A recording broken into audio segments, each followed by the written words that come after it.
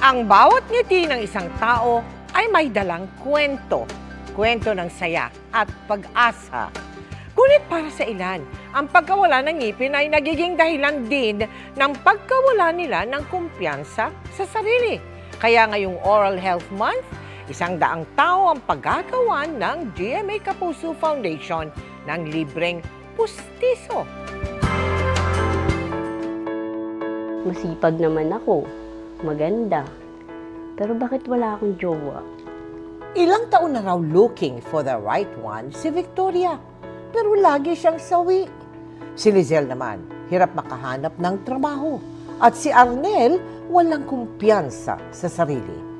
Isa sa nakikita nilang makakatulong sa kanilang problema, ang maayos ng ngiti. Wala tayong pera, ang mahal ng papustiso. Pag wala kang ipin, iba yung dating mo di ba? Ang tanda mo tingnan talaga, matanda ka. Tawag na nga sa akin, minsan, lola o kaya mami.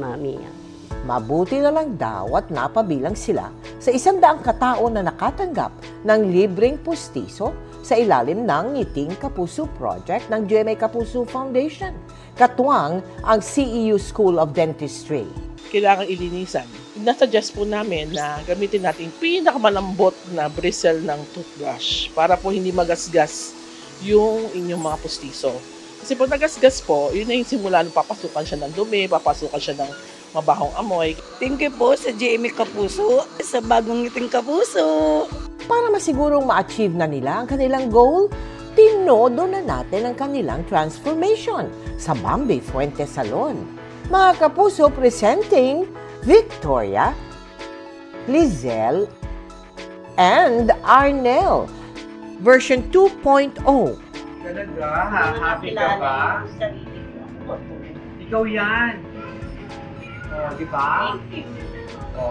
Sa ating pong beneficiaries, naway magsilbi itong pag-asa at bagong simula ng inyong buhay.